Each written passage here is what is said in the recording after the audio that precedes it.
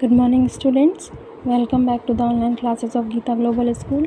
My name is Survi Bharadwaj. I am your maths teacher, and this video is for class 7th maths. In our previous video, we have completed exercise 3. So today we will start exercise 4, which is simple equation. So first thing we need to know is what is equation. Equation होता क्या है. Equation का जैसे आपको नाम से पता चल रहा है, इक्वेशन मतलब जो इक्वल शो करे.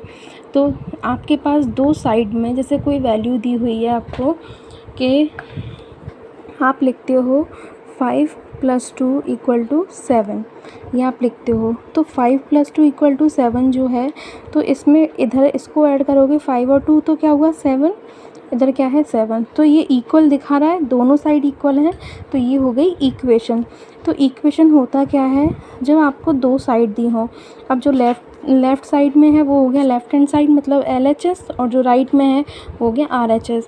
तो एक ऐसा साइन जिसमें एक ऐसी वैल्यू जो लेफ़्ट हैंड साइड और राइट हैंड साइड को बराबर कर रही है, इक्वल शो कर रही है, वो क्या होती है, इक्वेशन होती है. अब हमें सबसे पहले इक्वेशन के लिए जानने की ज़रूरत है what is constant and what is variable. तो सबसे पहले वेरिएबल मीन्स क्या होता है. वेरी जो वर्ड है, वेरिएबल वो शो करता है वेरी को. वेरी मतलब चेंज होना. तो ऐसी वैल्यू जिसका जो ऐसा नंबर या फिर ऐसी कोई भी चीज़ जिसका वैल्यू चेंज हो सके, वो क्या होता है, वेरिएबल. अब जैसे आपको दिया हुआ है एक इक्वेशन में आपको दे दिया 2x = 16. अब इधर x की वैल्यू 1 भी हो सकती है, 2 भी हो सकती है, 3 भी हो सकती है, फिक्स नहीं है x की वैल्यू. तो ये क्या हो गया, वेरिएबल. तो अगर आपको कोई इक्वेशन दी हो तो उसमें आप वेरिएबल का पता कैसे करोगे. जो वेरिएबल होता है वो हमेशा अल्फ़ाबेटिक लेटर में लिखा होता है, मतलब कि ABCD से लेके Z तक इसमें से कोई भी लेटर हो सकता है. तो वेरिएबल जो होता है उसकी वैल्यू चेंज होती रहती है, उसकी कोई फ़िक्स वैल्यू नहीं होती है. तो और वेरिएबल को आप कैसे पहचानोगे, जो भी अल्फ़ाबेटिक ऑर्डर लिखा होगा इक्वेशन में, अल्फ़ाबेटिक लेटर लिखा होगा, वो क्या होगा, आपका वेरिएबल होगा. अब कांस्टेंट क्या होते हैं. कांस्टेंट मतलब एक ऐसा नंबर या फिर कोई ऐसा डिजिट बोल लो, कुछ भी बोल लो, जिसकी फ़िक्स वैल्यू रहती है. जैसे कि 1 लिखा हुआ है कहीं पे, तो 1 की वैल्यू तो 1 ही रहेगी ना, 1 की वैल्यू 2 तो हो नहीं सकती. तो जिसकी वैल्यू फ़िक्स हो वो क्या होता है, कांस्टेंट. और कांस्टेंट कैसे शो होते हैं, कांस्टेंट होते हैं हमारे न्यूमेरिकल वैल्यूज़ से, मतलब काउंटिंग से, वो क्या होते हैं, कांस्टेंट होते हैं. तो ये आपकी इक्वेशन की दो ज़रूरी बातें थी. अब आता है आपका, आप इक्वेशन को लिखते कैसे हो. तो इक्वेशन को लिखते कैसे हैं, एग्जाम्पल से देखते हैं. क्या लिखा है, द सम का मतलब ऐड करना. The sum of 3 × x, 3 × x, तो x का 3 टाइम क्या होगा, 3x. और 11, 3 × x और 11 का सम क्या हो जाएगा, 32. 3 × x एंड 11 का सम क्या हो जाएगा, 32. If you subtract 5.5 from 6 time a number, तो हमें नंबर पता नहीं है, नंबर को हमने क्या लिख लिया, x. अब कितने टाइम है वो नंबर, 6 टाइम. और सब्ट्रैक्ट क्या करना है, इफ़ यू सब्ट्रैक्ट 5 करना है हमें सब्ट्रैक्ट, तो हमने ये 5 सब्ट्रैक्ट कर दिया. सो ये हो गया, if you subtract 5 from 6 time a number, 6 time एक नंबर में से हम अगर 5 सब्ट्रैक्ट करें तो हमें क्या मिलता है, 7 मिलता है. 1/4 ऑफ m, m का 1/4 क्या हो जाएगा, m/4 is 1/4 of m is 3 more than 7. तो जो इसका 1/4 है, तो आपने 1/4 तो लिख लिया, 1/4 ऑफ m इज़ 3 ये है, मोर देन 7 है, तो 7 को इसमें से माइनस कर देंगे. 1/3 ऑफ अ नंबर +5, एक नंबर है उसका 1/3 +5 कितना हो जाएगा, 8. तो हम इक्वेशन को जैसे आपको सेंटेंस में लिखा हुआ है ऐसे ही हम इक्वेशन को लिखते जाते हैं. तो अब इसके क्वेश्चन आंसर्स पे आते हैं हम लोग. क्वेश्चन नंबर सबसे पहले 1, compute complete the last column of table. इस टेबल को हमें कंप्लीट करना है। कैसे? इक्वेशन दी हुई है और वैल्यू दी हुई है। अब से whether the equation is satisfied और नॉट। अब हमें जैसे ये एक्स दिया हुआ है, एक्स में हमें वैल्यू रखनी है और फिर ज़ीरो आ रहा है या नहीं आ रहा है। इसमें एक्स की वैल्यू क्या दे रखी है? 3 और प्लस में क्या है? 3। 3 + 3 इक्वल टू कितना आया? 6। तो इसमें क्या दे रखा है? Equal to 0। तो ये 0 के इक्वल नहीं है, तो ये सेटिस्फाई नहीं कर रहा है। अगर ये 0 आ जाता इधर कैसे भी तो सेटिस्फाई हो जाता। इधर एक्स की वैल्यू क्या दी हुई है? 0। लिख के देखते हैं, चलो। एक्स की वैल्यू क्या है? 0 + 3 करना है, तो कितना आया? 3। अब ये 3 आया है, 3 0 के इक्वल नहीं है, तो ये क्या हो जाएगा? नो आ जाएगा इधर भी। Next, x + 3 = 0। इधर x की वैल्यू क्या है? -3। तो x की वैल्यू लिख दी हमने -3 और +3। -3 और +3 कितना आएगा? 0। तो इक्वल टू 0 के हो गया, तो ये सेटिस्फाई कर रहा है इसे। x - 7 = 1। x की वैल्यू क्या दे रखी है? 7 और बाद में क्या है? -7। 7 - 7 तो क्या आ गया हमारा? 0 आ गया। तो ये एक थोड़ी आ रहा है, 0 आ रहा है। इक्वल टू में क्या है? 1 है, तो ये इक्वल नहीं आ रहा है 1 के, तो ये सेटिस्फाई नहीं कर रहा। x - 7 = 1। x की वैल्यू क्या दे रखी है? 8। तो 8 - 7 कितना आया? 1। तो इक्वल टू 1 के है, तो ये सेटिस्फाई कर रहा है इसे। 5x = 25। तो x की वैल्यू क्या दे रखी है? 0। अब अगर बीच में कोई भी साइन नहीं होता, प्लस का, माइनस का, मल्टीप्लाई का, डिवाइड का, तो ये क्या माना जाता है? मल्टीप्लाई।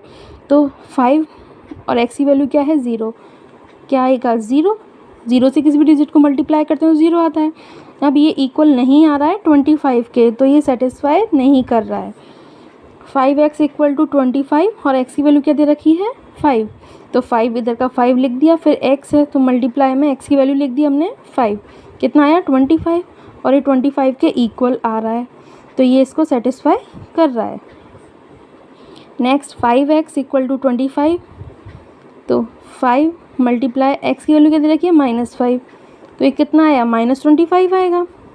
तो ये इक्वल नहीं है 25 के, तो ये सेटिस्फाई नहीं कर रहा। अब m/3 = 2। m की वैल्यू क्या दे रखी है? -6। m की जगह हमने -6 लिख दिया, अपॉन में 3 है, इक्वल टू कितना आया? -2। और रिजल्ट इधर क्या दे रखा है? 2 दे रखा है, तो ये 2 के इक्वल तो नहीं है, तो ये भी सेटिस्फाई नहीं कर रहा। m की वैल्यू क्या दे रखी है? इधर 0। तो 0/3 हुआ, इक्वल टू कितना आया? 0। 2 थोड़ी आ रहा है, नॉट इक्वल है ये, तो ये सेटिस्फाई नहीं कर रहा। इधर m की वैल्यू क्या दे रखी है? 6। तो बाय में क्या है? 3। क्या आया? 2। इधर भी 2 है इक्वल टू के बाद, तो इधर भी 2 आएगा, तो ये सेटिस्फाई कर रहा है।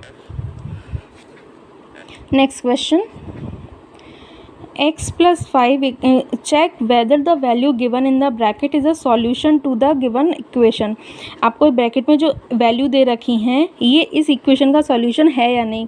सॉल्यूशन कैसे निकलता है इक्वेशन का? कि जो इधर आप वैल्यू रखो उससे ये वाला आंसर आना चाहिए, मतलब कि दोनों लेफ्ट हैंड साइड और राइट हैंड साइड इक्वल आने चाहिए, तब तो ये इसका सॉल्यूशन होगा, नहीं तो नहीं है। तो चलिए देखते हैं।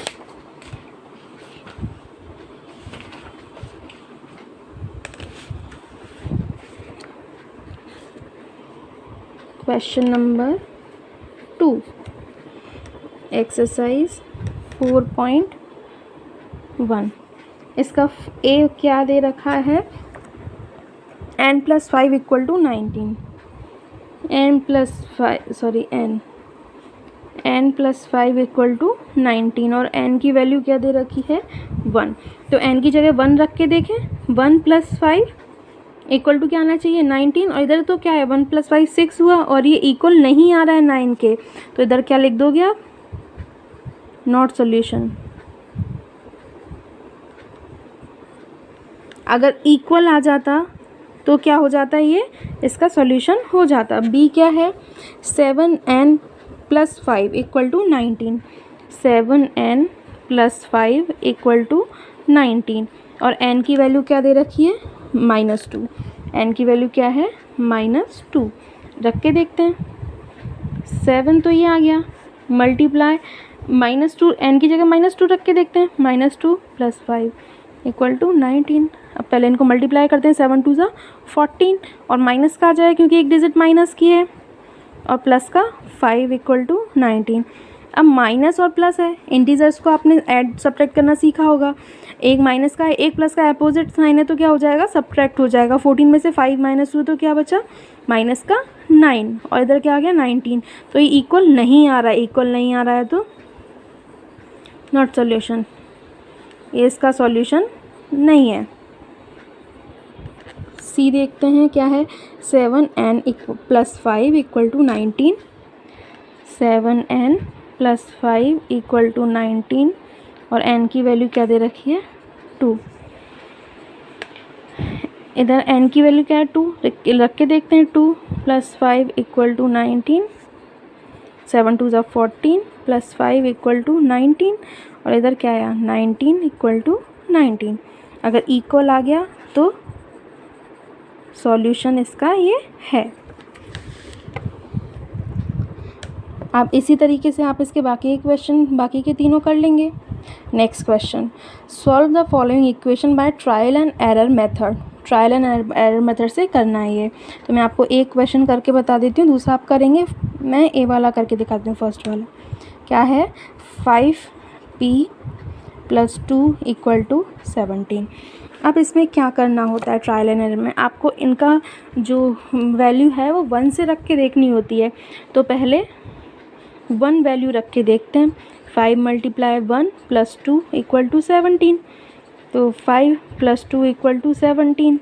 इधर क्या आया, 7 = 17 इक्वल नहीं है, तो 1 भी इसकी वैल्यू नहीं है, तो इसकी p की वैल्यू नॉट इक्वल टू 1 आ गया। फिर हम 2 रख के देखते हैं। 5 × 2 + 2 = 17 आना चाहिए। 5 2 10 + 2 = 17। 12 इज़ नॉट इक्वल टू 17, तो ये इसकी p की वैल्यू 2 भी नहीं है। 3 रख के देखते हैं अब इसकी वैल्यू।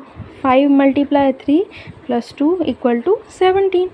तो 5 3 15 + 2 = 17। तो ये हो गया 17 = 17। तो क्या वैल्यू आई हमारी p की, 3 से हमारी ये इक्वेशन सॉल्व हो गई। तो p की वैल्यू क्या आई हमारी, 3। Next question, write equation for the following statement. Equation लिखनी है इनकी, चलिए देखते हैं। The sum of numbers x and 4, x और 4 का सम कितना आना चाहिए, 9 आना चाहिए। तो लिखते हैं क्वेश्चन नंबर 4 का फर्स्ट, किसका सम है, x और 4 का सम, मतलब ऐड कितना आना चाहिए, 9। तो इसकी इक्वेशन क्या बन गई, x + 4 = 9। सेकेंड देखते हैं, 2 सब्ट्रैक्टेड फ्रॉम y में से 2 सब्ट्रैक्ट किया तो क्या बचा, 8। y में से 2 सब्ट्रैक्ट किया तो क्या आया, 8। थर्ड देखते हैं, 10 टाइम्स a इज़ 17। a का 10 टाइम्स, तो 10 टाइम्स का मतलब 10a कितना है, 70। तो इसकी इक्वेशन क्या बनी, 10a = 70। Fourth, the number b divided by 5, number b को डिवाइड करें 5 से तो क्या आएगा, 6। नंबर b को डिवाइड करें 5 से तो क्या आएगा, 6। फिफ्थ वाला देखते हैं, 3/4 ऑफ t इज़ 15। t का 3/4 क्या है, 15। 6 देखते हैं, 7 times m, 7 times m + 7 get you 77। तो क्या है, 7 टाइम्स m + 7 गिव्स यू 77। जो बोल रहा है वही लिखते जाना है आपको। Seventh, 1/4 of a number x, 1/4 of number x -4। तो 1/4 को हम, नंबर क्या है हमारा x का 1/4, तो x अपन 4 लिख सकते हैं। -4 क्या देता है हमें, 4। 8th वाला क्या है? If you take away 6 from 6 time y, 6 time y में से आप अगर 6 को माइनस कर दो, टेक अवे का मतलब माइनस, 6 टाइम वाई में से आप 6 को माइनस कर दो तो क्या बचेगा? 30। 9th, if you add 3 to 1/3 of z, z का 1/3 z/3, उसमें आपको क्या ऐड करना है? 3 ऐड कर दिया, गेट यू 30, वो हमें क्या देता है? 30, इधर 60 आएगा। अब इसके बाकी क्वेश्चन हम नेक्स्ट क्लास में करेंगे।